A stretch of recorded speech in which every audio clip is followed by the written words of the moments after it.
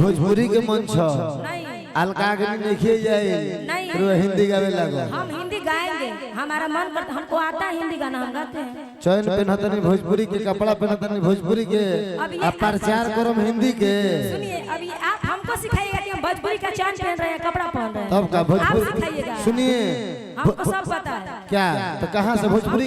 हम भोजपुरी से ही खा रहे हैं, पी रहे हैं, जी रहे हैं। जी रही है ना। आप हिंदी को खराब मत बोलिए। हम खराब नहीं कह रहे हैं, इसलिए कि मैं हिंदी सुनती हूँ और गाती भी हूँ। तो हिंदी गाए ना, काहे के भोजपुरी एल्बम करी ले रहुआ? अंकल जी अच्छा लागल हनु हिंदी, काहे के कैसेट गाई हिंदी में मत गाई भोजपुरी में, काहे के गाओ तो नहीं? अभी देखिए 2-4 दिन में कय गो गाना हिंदी हिट बराबर, कय गो गाना हिंदी हिट बराबर, हिंदी गाना कय गो गइल बनी एल्बम में, वो गाना गाई त अपन हिंदी के। हिंदी गाना गाए हैं, अभी रिलीज होगा 2-4 दिन में, आप देखिए। रिलीज होगा 500 गाना का दौरा और हिट हो गइल, में एको हिंदी नहीं के ना, हिंदी नहीं गाए ना।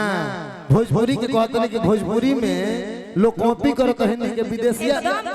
विदेशिया नाटक में कय गो हिंदी गाना के कॉपी बा, बहुत सारा। देखिए विदेशिया नाटक में बड़ुए नहीं, विदेश का मैं बात नहीं कर, विदेश का नहीं, विदेशिया नाटक में भिखारी ठाकुर के नाटक में कय गो हिंदी के बड़ुए कॉपी। मैं नहीं मानूंगी। भोजपुरी पर मैं हिंदी गाऊंगी। हेलो, हिंदी का कॉपी करते हैं लोग, भोजपुरी ये मानना पड़ेगा। भोजपुरी में सुनिए, जब से अभी गोलू राजा जी गाए ना, एक बात गोलू सुनिए। राजा जी गाए ना गाना, आप गोलू राजा के उठा के र्यूमर मत खड़ा करिए। सुनिए बात, नहीं उनसे पूछिए। मेरा नहीं हम पूछने चाहेंगे। सुनिए, मैं वकील हूँ, अपने मुंह से बोले थे कि मेरा गाना हिंदी पर है। मैं अपना सुनिए मेरा बात।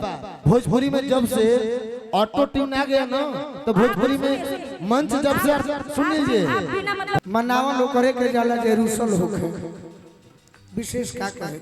सही हम अपन गीत संगीत में चलत नहीं।